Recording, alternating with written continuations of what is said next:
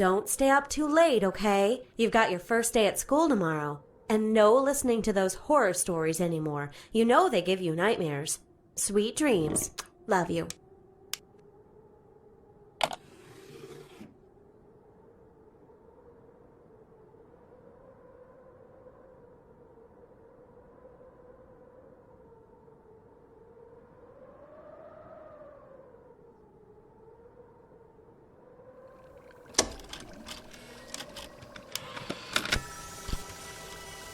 Frosty Nights, Chapter 1.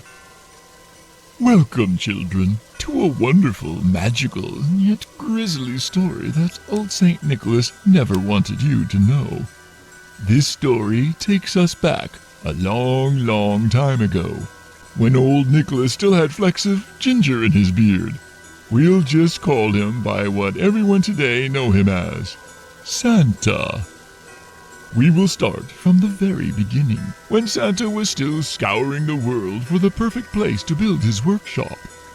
He found none better than the North Pole, where magic seeped readily from the earth. So much magic was there that Santa learnt to use the magic in ways he had never dreamt.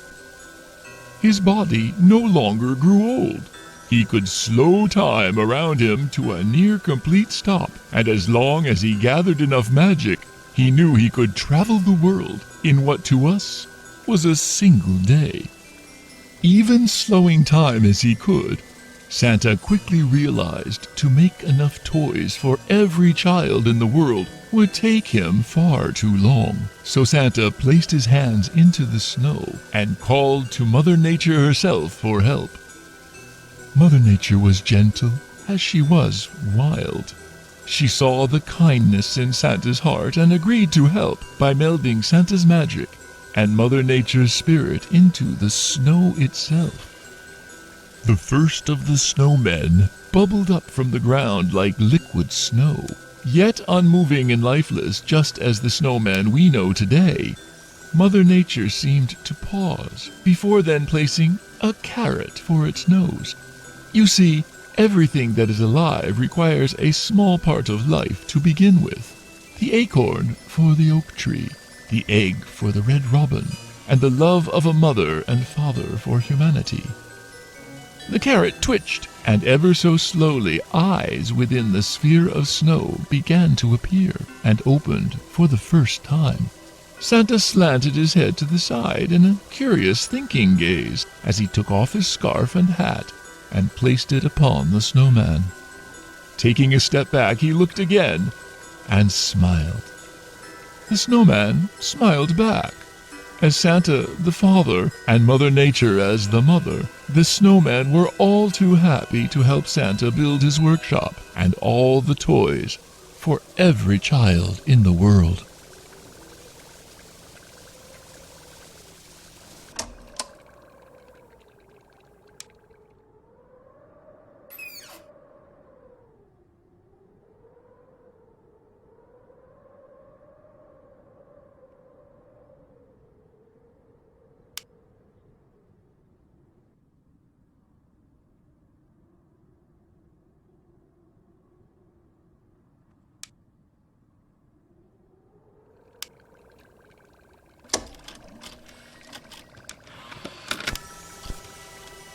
Chapter 2. Many years had passed, and children throughout the world had Christmas within their hearts. Santa had delivered toys year after year to the children of the world, and the world was a better place for it.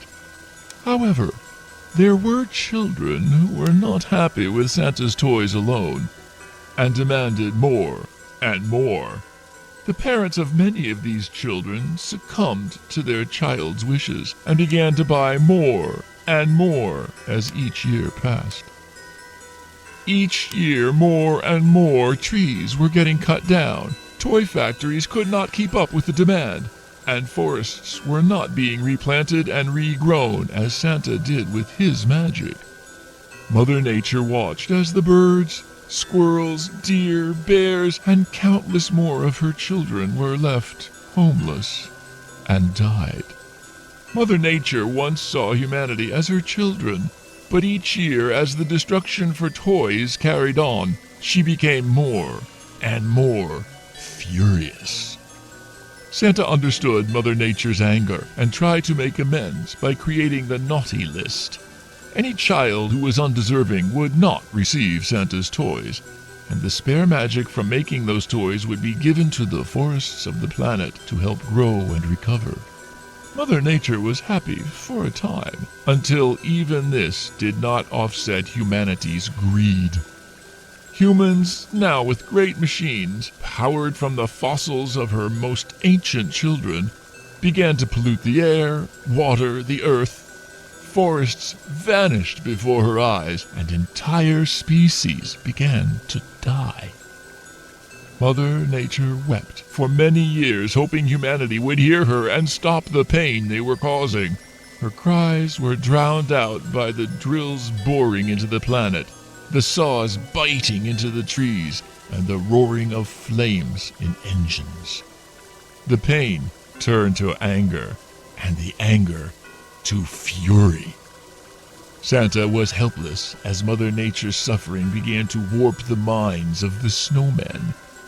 One by one, they stopped working on toys, and slowly but surely faded into the distance as they left the workshop behind.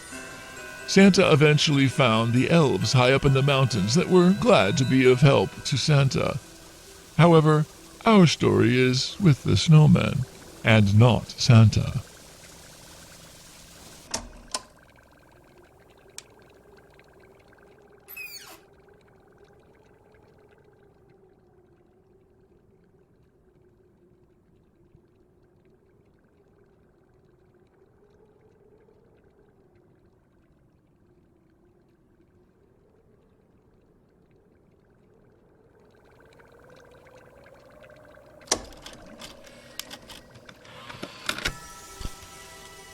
Chapter 3. John had just gotten home from school. He quickly grew excited as he spotted the snowman outside his bedroom window. John's dad often made him surprises, and he quickly ran out to decorate the snowman. John used his favorite scarf and hat and found the shiniest rocks he could for the buttons.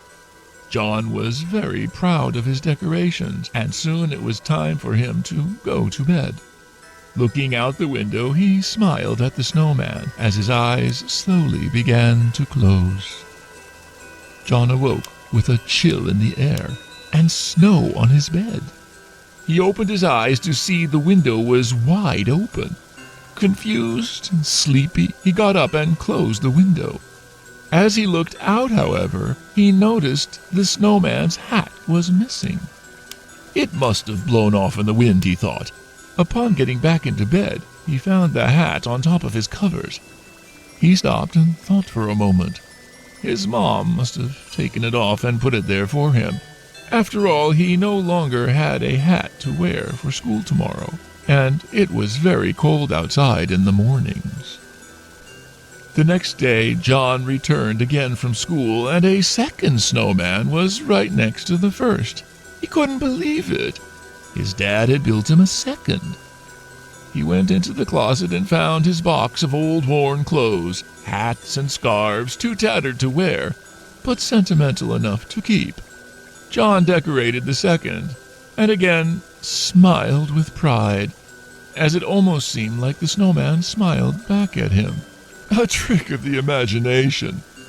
And John thought how cool it would be if snowmen really were alive.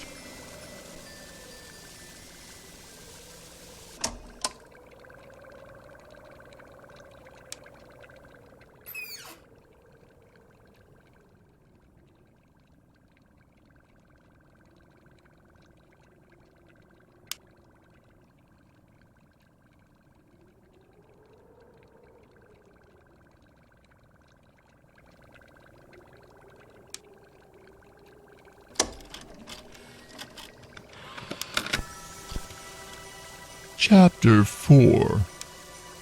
The sound of snow-filled wind blowing through the room, the screech of an open window hinge as it bangs to and fro. John opens his eyes once again, tiredly shuffling out of bed to close his window.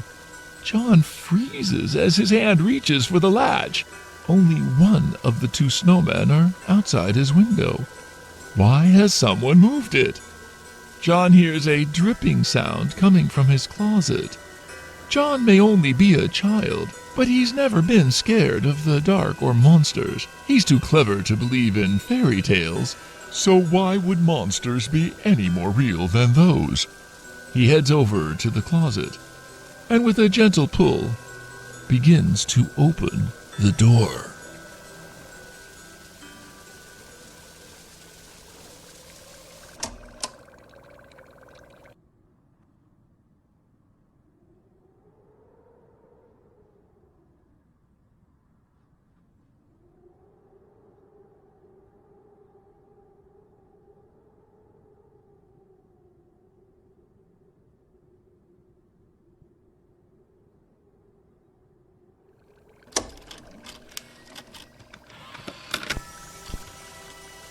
Chapter 5. John's vision begins to adjust into the darkness from staring at the bright moonlight outside. Nothing. His closet is empty besides a few boxes. The dripping sound continues, though, so he steps inside to try and listen to where it's coming from. As he does so, he hears a loud thud near his still open window. John pokes his head out of the closet, and there in front of the window is the snowman that only a minute ago was standing outside. The snowman is different, lifelike, with sharp, pointed teeth and a hungry grin curling more and more to the sides as it starts to move closer. John is frozen in fear. He doesn't understand. There is no logical explanation. He slowly backs away, further into the closet. He feels something wet on his head. Drip, drop, drip, drop. As John looks up, the missing snowman is on the ceiling, holding itself up with big, branched arms. John sees the other snowman now in front of the closet, arms reaching. The closet door begins to close, and complete darkness envelops John. Rough, knotted branch fingers wrap around John's head, and a gruesome snap and popping sound echoes through the room from that dark closet.